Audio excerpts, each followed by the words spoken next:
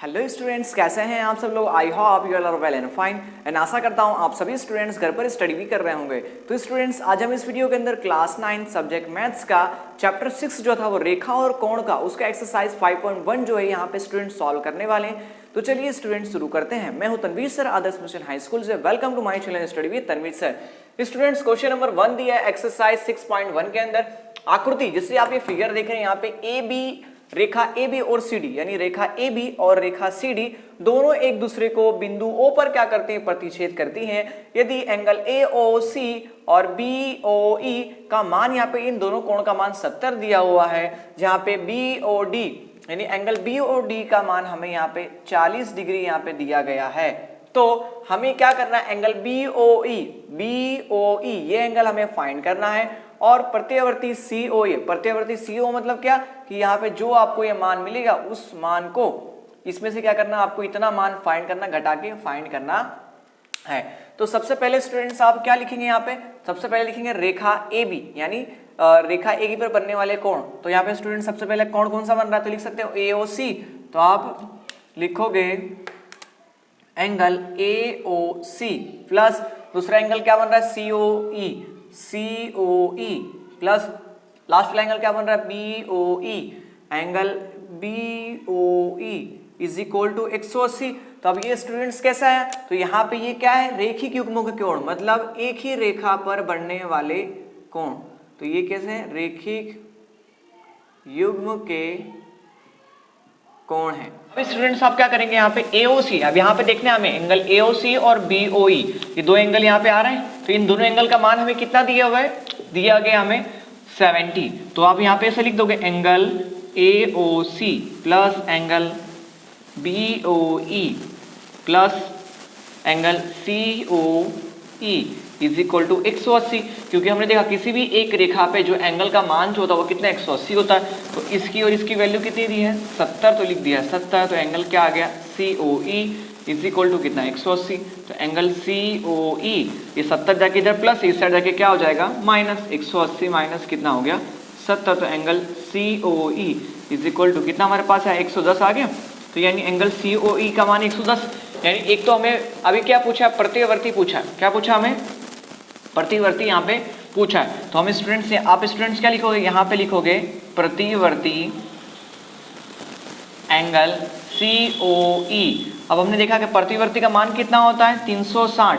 अब स्टूडेंट्स यहाँ जरा आपको समझना कि प्रतिवर्ती मतलब क्या, कि इस एंगल का मान हमने कितना फाइंड किया, 110 फाइंड किया। अब प्रतिवर्ती मतलब क्या, जो इतना जो बच रहा है ना, ये पूरा का मान ज्ञात करना है आपको। तो यानी पूरे का मान 300, पूरे का मान कितना 360 होता है। 360 में से अगर आप इतना निकाल दोगे तो मुझे इतने का मान मिल जाएगा, ऑब्वियसली मिल जाएगा। तो हम क्या करेंगे, 110 यहाँ पे माइनस कर देंगे। तो 0 का 0, 6 में से गया 1, कितना बच गया 5, 3 में से गया 1, तो कितना बच गया हमारे पास 2। यानी कितना यहाँ 250 डिग्री हमारे पास आ गया। यानी प्रत्यवर्ती COE का मान हमारे पास कितना है, 250 आ गया। तो यहाँ पे ये हमारा कौन सा आंसर हो गया, पहला आंसर हो गया। ठीक है, अब दूसरा दिया BOE ज्ञात करना है। मुझे क्या ज्ञात करना है, BOE, ये वैल्यू जो है हमें क्या करना है स्टूडेंट्स, यहाँ पे हमें फाइंड करना है। ठीक है स्टूडेंट्स, तो अब स्टूडेंट्स आप यहाँ पे देखेंगे कि देखो जिस तरह AB पे ये बनने वाला कोण का मान कितना है, कितना 180 था, उसी तरह CD रेखा पर भी ये 3 कोण बन रहे हैं ना। तो हमें ये कोण का मान मालूम है और ये कोण का मान मालूम है, ये कोण का मान मालूम है क्या, नहीं। तो हम फाइंड कर सकते हैं ना ऑब्वियसली, तो इजीली फाइंड करेंगे। तो वापस आप क्या लिखेंगे, यहाँ पे सेम लिखेंगे एंगल COE प्लस EOB, या फिर लिख सकते हो आप BOE भी लिख सकते हो, ठीक है, जो भी चाहो। Angle EOB plus angle angle DOB is equal to कितना होगा, 180। अब ये हमने कहाँ से लिखा, तो हमने यहाँ से, क्योंकि क्या एक ही रेखा पर बनने वाले कोण है, अर्थात क्या लिखेंगे इसे हम, रेखिक युग्म के कोण हैं ये। ठीक है, ये ने बता दिया। अब देखो एंगल COE का मान कितना फाइंड किया, 110। तो यहाँ पे रख दो 110 प्लस, आगे चलते हैं एंगल EOB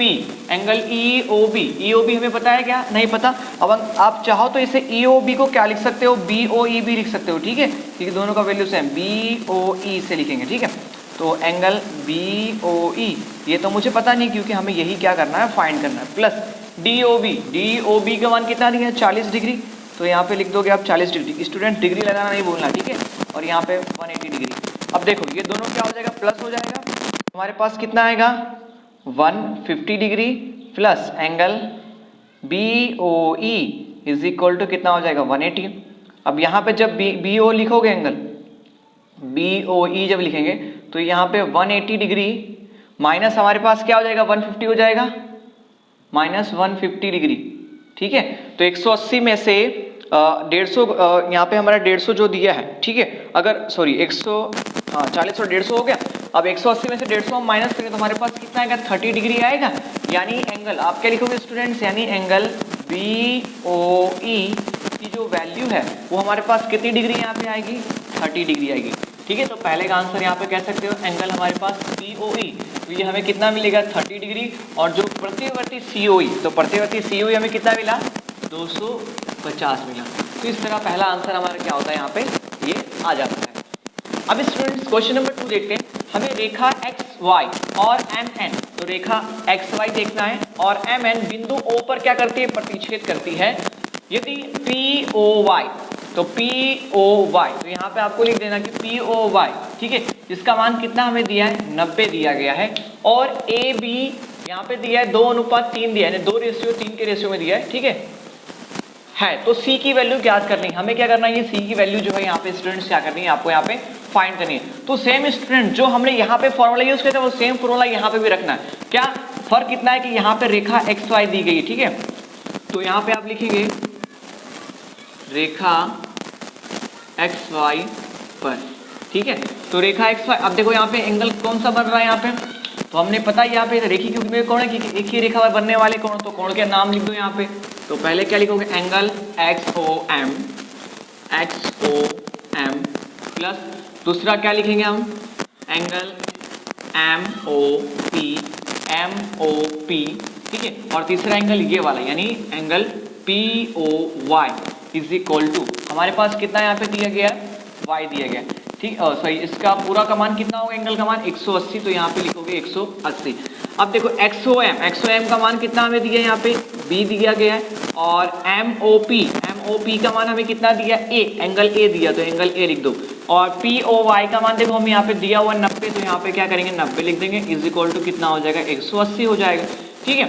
अब क्या करेंगे स्टूडेंट, इसको हम इस साइड ले लेंगे, तो यहाँ पे क्या बच गया angle A plus B is equal to 180 degree हो गया, ठीक है। यहाँ पे डिग्री लगाना स्टूडेंट नहीं बोलना है। तो 180 डिग्री माइनस कितना हो जाएगा 90, क्योंकि 90 इधर प्लस इधर आके क्या हो जाएगा माइनस, यानी हमारे पास 90 डिग्री आ गया। यानी A और B की जो वैल्यू है वो स्टूडेंट्स हमारे पास कितनी डिग्री यहाँ पे आई, हमारे पास यहाँ पे 90 डिग्री आए।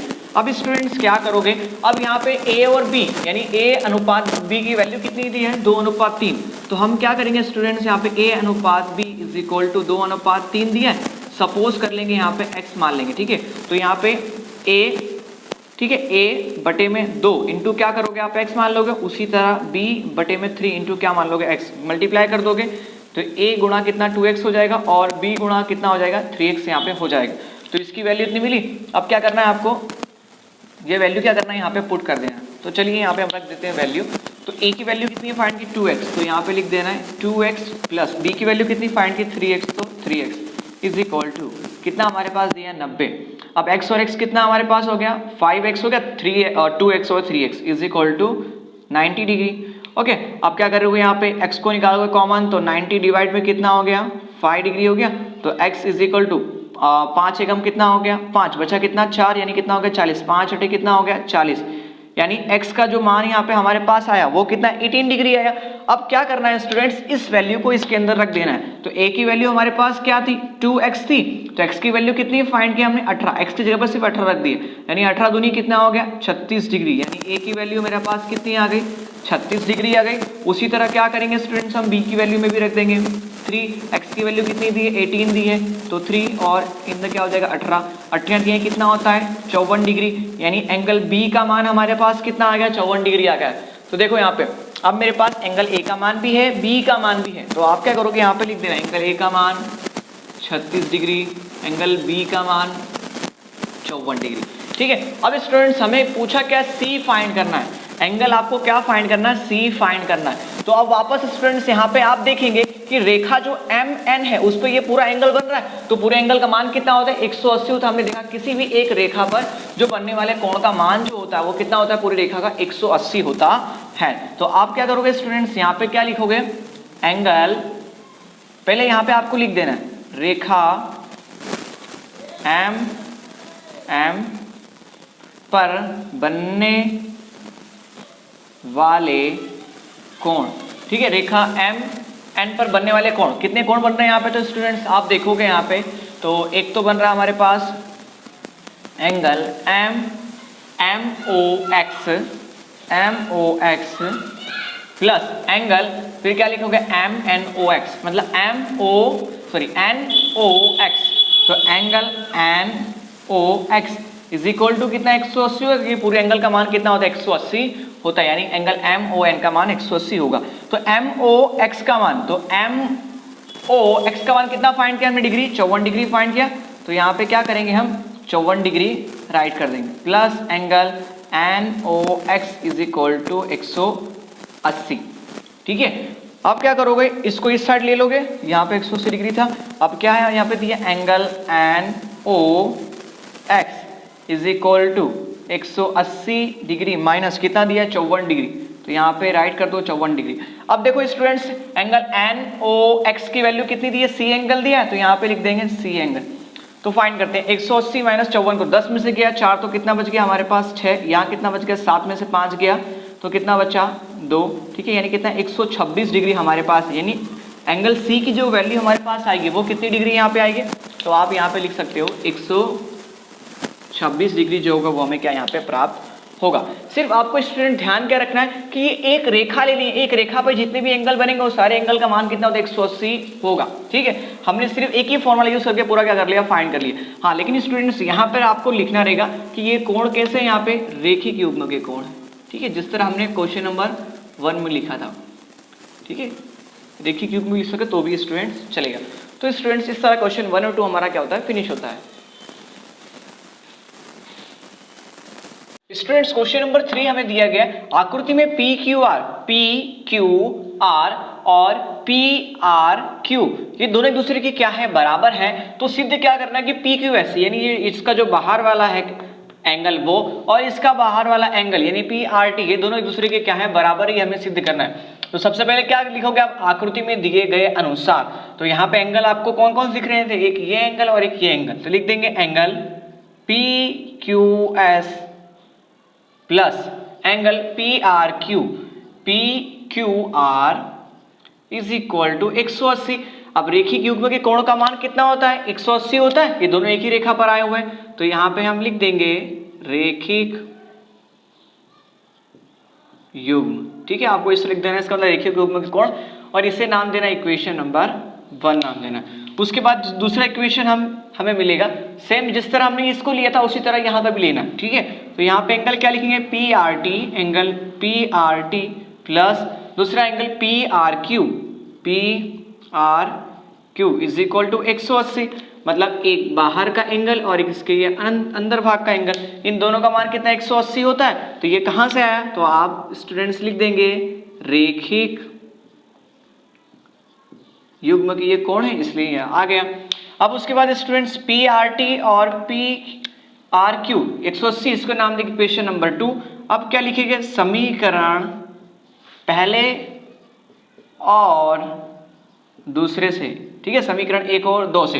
तो समीकरण 1 क्या दिया हमें, P Q S plus angle P Q R is equal, ये पहला इक्वेशन। दूसरा इक्वेशन क्या दिया, angle P R T plus angle P R Q.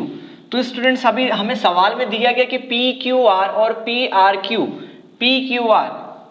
तो यहाँ पे टिक मार्क करते हैं, पी क्यू आर और पी आर क्यू ये दोनों कैसे एक दूसरे के बराबर हैं। तो ये हम यहाँ पे आप क्या लिखोगे, दिया गया है।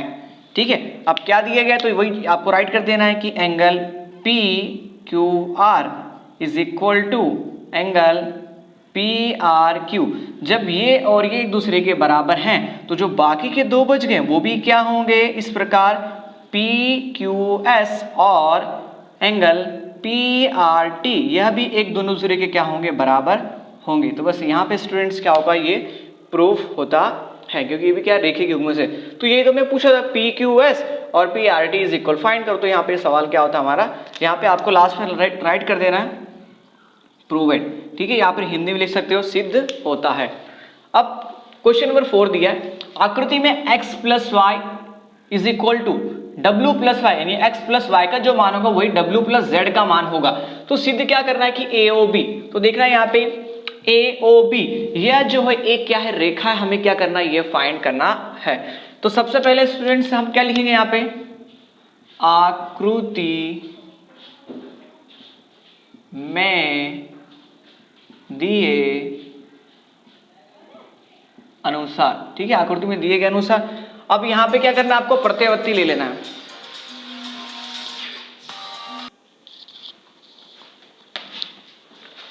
आकृति में दिए गए अनुसार, फिर यहाँ पे स्टूडेंट्स क्या करना है, आपको प्रत्ययवर्ती कोण ले लेना है, यानी सब चारों एंगल। तो सारों एंगल ले लो यहाँ पे। तो पहला AOC, तो लिख दो एंगल AOC प्लस दूसरा एंगल क्या देखिए यहाँ पे BOC, एंगल BOC प्लस तीसरा एंगल आपको दिख रहा है यहाँ पे, तो ये लिख देना BOD, एंगल BOD। चौथा एंगल हमें दिख रहा है, क्या दिख रहा है, AOD, तो एंगल AOD। इन चारों कोण का मान कितना होगा, 360 डिग्री होगा, ठीक है। अब स्टूडेंट्स, आप सभी स्टूडेंट्स को एक कंफ्यूजन होता है कि सर आपने AOC तो यहाँ से लिख दिया, फिर आपने BOC क्यों लिया, COB क्यों नहीं ले सकते। तो ध्यान रखना है, जो यहाँ पे रेखा है ना, जो रेखा ले रहे हो उसी रेखा का मान आपको क्या करना, बार बार रिपीट करना है। जैसे मैंने यहाँ पे AOC ले लिया, फिर BOC, तो आप क्या लोगे, क्योंकि रेखा AB है ना, तो आप BOD लोगे, फिर आप क्या लोगे यहाँ पे AOD, मतलब जो रेखा है उसी रेखा से आपको क्या करना है, एंगल राइट करना है। अब क्या करो, इन सारों के मान राइट कर दो, ठीक है। AOC, तो देखो एंगल AOC का मान क्या दिया, y, तो यहाँ पे लिख दो y। एंगल BOC का मान क्या दिया, x, तो एंगल x राइट कर दो, ठीक है। एंगल BOD, तो देखो BOD का मान क्या दिया है, w, तो w राइट कर दो।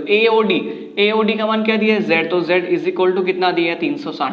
अब स्टूडेंट्स आपको सवाल देखना है, x प्लस वाई और is equal to w plus z, यानी आप क्या करो, ऐसे इस तरह लिख सकते हो x plus Y plus w plus z।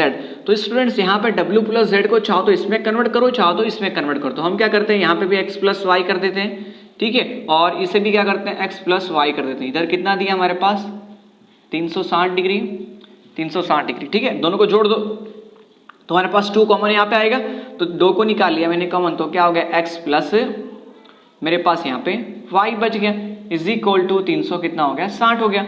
अब इसको डिवाइड करोगे तो x plus Y is equal to 360 divide by 2, यानी स्टूडेंट्स हमारे पास कितना 180 आएगा। तो यानी लिख सकते हो students x plus Y is equal to 180, हमारे पास यहाँ पे इतना आ गया, ठीक है। यानी x और y की वैल्यू कितनी है हमारे पास, 180 आ गई, यानी ये x और ये y की वैल्यू हमारे पास कितनी आ गई, 180 आ गई। अब 180 आ गई, इसका मतलब स्टूडेंट्स यहाँ पे एंगल AOC और BOC, ये इनकी उभयनिष्ठ भुजा हमें क्या मिल जाएगी, यहाँ पे उभयनिष्ठ भुजा हमें OC प्राप्त होगी। तो यहाँ पे लिखोगे स्टूडेंट्स एंगल AOC व एंगल BOC की उभयनिष्ठ भुजा हमें क्या मिल रही है, OC, एंगल AOC और BOC की उभयनिष्ठ भुजा OC है, ठीक है। अब ये कहां से आया, तो लिख सकते हो आप रेखिक युग्म के कोण हैं। ये दोनों कैसे स्टूडेंट्स कोण हैं, रेखिक युग्म के कोण हैं, क्योंकि ये कोण और ये कोण दोनों एक ही रेखापन बन रहे हैं इसलिए। तो इस प्रकार स्टूडेंट्स यहाँ पे आप कह सकते हो एंगल AOC व एंगल BOC को यहाँ पे लिख सकते हो किरण OD और OC, ठीक है, सॉरी किरण यहाँ पे क्या लिखोगे, किरण OA और OD, एंगल AOC और BOC में किरण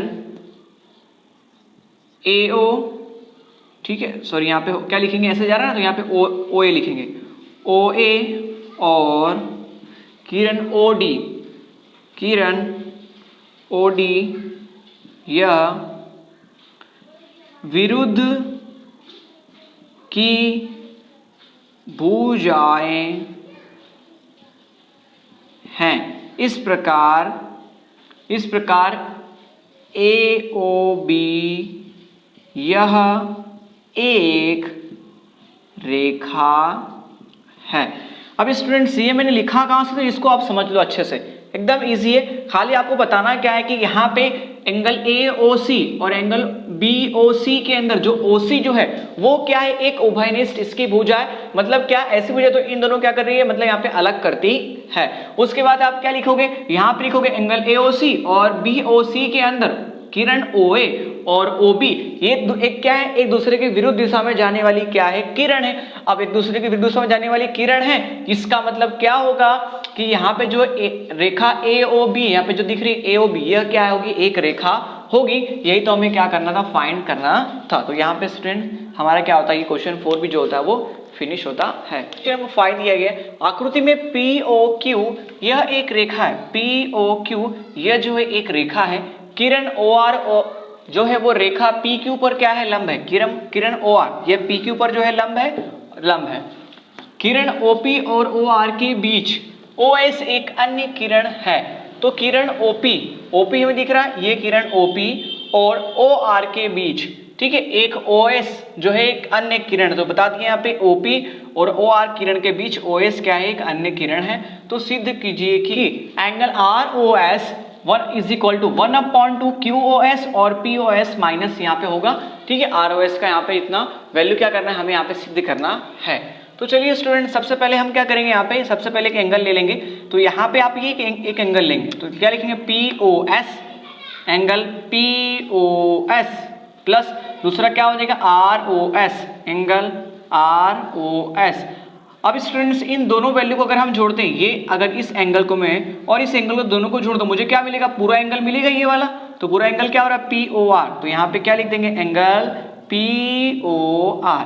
तो ये 90 डिग्री दिख रहा है, इसका मतलब POR का वैल्यू कितना हमारे पास होगा, 90 डिग्री होगा।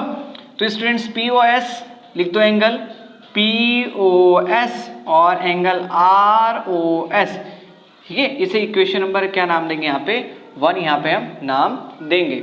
उसके बाद अब ये एंगल तो ले लिया, अब क्या करना है आपको, बाकी का जो बचेगा ना, यहाँ वाला एंगल ये आपको ले लेना है, ठीक है स्टूडेंट्स।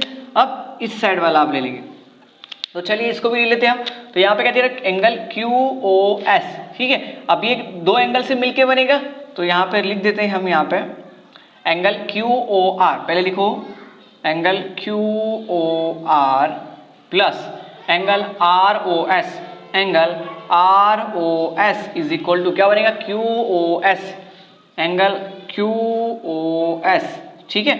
अब स्टूडेंट्स यहाँ पे देखना है QOR कहाँ दिया है, QOR। तो QOR स्टूडेंट्स ये हमारा कितना डिग्री हो रहा है, 90 डिग्री हो रहा है।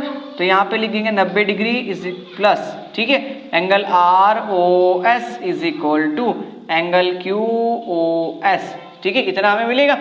अब स्टूडेंट्स क्या करना है आपको कि 90 को इस साइड ले लेना है। सपोज मैंने यहाँ पे एंगल ROS इसको लोगे अंदर तो माइनस हो जाएगा, तो क्या हो जाएगा, एंगल QOS, इतना हमारे पास यहाँ पे हो जाएगा, ठीक है। और एक इज इक्वल टू यहाँ पे 90 हमारे पास बच गया, ठीक है। तो यहाँ पे स्टूडेंट्स आप क्या करोगे, यहाँ पे आप 90 जो है उसे आप यहाँ पे राइट कर दोगे।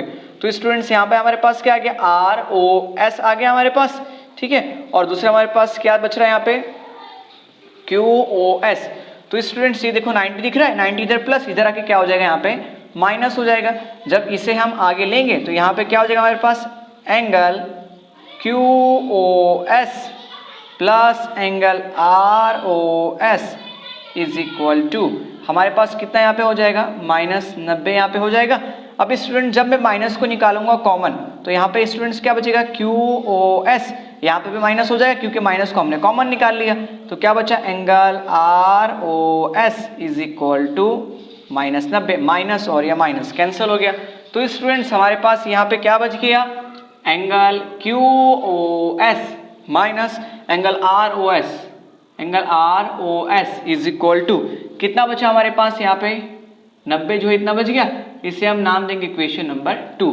अब क्या करना है, समीकरण 1 और 2 से, तो देखो राइट हैंड साइड 90 और 90 तो माइनस हो गया।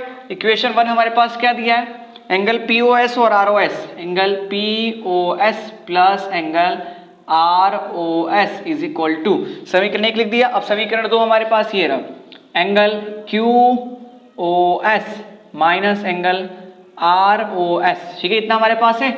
अब स्टूडेंट्स क्या देखो यहाँ पे ROS माइनस में है तो इधर आएगा तो क्या प्लस हो जाएगा, तो लिख देते हैं angle ROS plus angle ROS is equal to, अब देखो POS इस साइड प्लस है, इधर आके क्या माइनस हो जाएगा, तो हम क्या लिखेंगे एंगल QOS, इधर वाला इधर आके माइनस हो गया तो एंगल POS, ठीक है। ROS कितना हो गया 2 एंगल ROS हमारे पास हो गया, और यहाँ पे क्या है angle QOS minus angle POS, ठीक है। अब 2 यहाँ पे मल्टीप्लाई तो इधर किसमें डिवाइड में आ जाएगा, तो लिख सकते हैं angle ROS is equal to 1/2, ठीक है, इतना लिख सकते हैं यहाँ पे, मतलब इसके भाग में हो जाएगा, तो इसे हम angle QOS minus angle POS, इतना हम यहाँ पे क्या कर सकते हैं, इसे हम राइट कर सकते हैं। तो स्टूडेंट सही तो हमें प्रूफ करना था, angle ROS is equal to 1/2 angle QOS angle POS,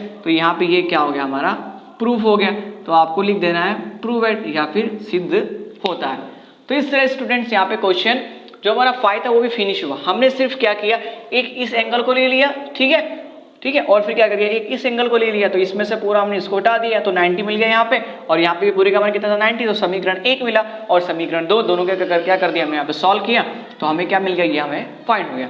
तो आई होप आपको क्वेश्चन 5 जो है समझ में आ गया होगा। क्वेश्चन नंबर 6 दिया है, यदि दिया गया है कि, ठीक है, XYZ इज इक्वल टू हमें 64, यानी एंगल XYZ का मान हमें 64 दिया गया एंगल, ठीक है, और XY को बिंदु P तक बढ़ाया जाता है, तो दी गई सूचना से एक आकृति खींचना है, ठीक है। तो आकृति पहले बनाएंगे, उसके बाद आगे का सॉल्व करेंगे।